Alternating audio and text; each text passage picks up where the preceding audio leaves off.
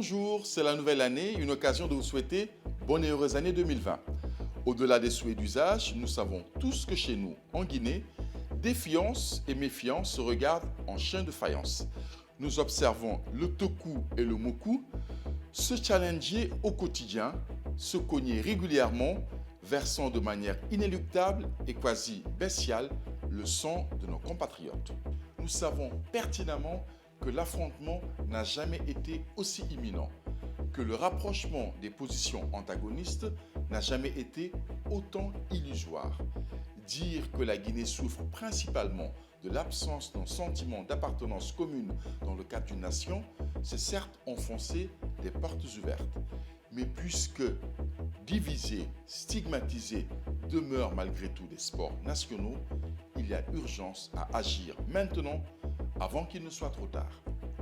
Mes sœurs et frères, en 2020, les discours contredisant les actes ne doivent plus être audibles, à plus forte raison crédibles. Les regroupements ethnicistes et les combines communautaristes au détriment de la concorde nationale ne doivent plus avoir leur place dans la Guinée post-2019. Mes chers compatriotes, à partir de maintenant, vouloir et discourir ne doivent plus suffire.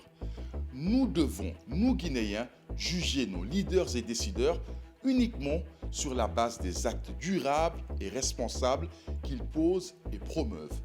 Tenons uniquement compte des actes rassembleurs, réparateurs et réconciliateurs et nous verrons les choses s'améliorer et la Guinée va décoller. Pour matérialiser cette urgence à donner force, corps et arguments à cet idéal national, je m'engage ici en apportant ma modeste contribution. Le plan que je vous propose s'articule autour de 7 axes pour nous permettre de réussir notre nation building au profit des générations futures.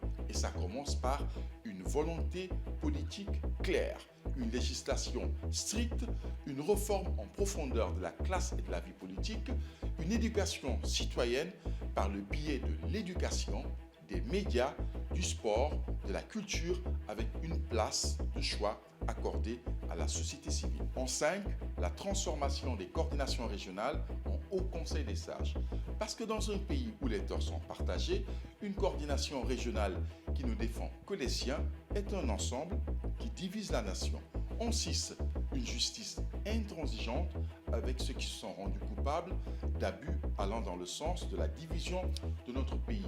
Et puis, en 7, faire des forces de défense et de sécurité le creuset reflétant notre diversité aussi bien culturelle, sociale qu'ethnique et pour ne pas qu'une partie de la nation se sente opprimée par l'autre partie.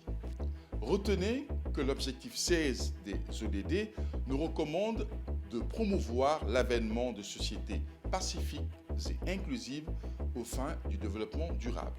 Pour terminer, un de nos compatriotes vivant au Canada, qui s'appelle Aboubakar Fofana, il est chroniqueur sur Guinée News. Il nous disait que les causes du sous-développement de notre pays s'inscrivent dans le fait qu'il n'y a pas et qu'il n'y a jamais eu de nation en République de Guinée. La nation est le cadre par excellence pour l'exercice d'une démocratie réussie, permettant le développement politique, économique et social d'un pays. Il conclut en nous questionnant: comment créer chez les citoyens ce sentiment d'appartenance à la collectivité et à la sauvegarde des intérêts de ce dernier au détriment de ceux de chacun pris individuellement? Vaste programme. Je vous renvoie donc la question.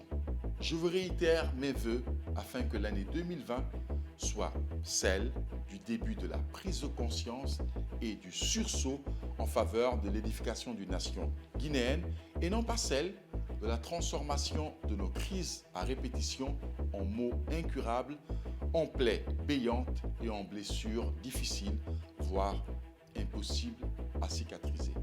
Je compte sur vous. Bonne année.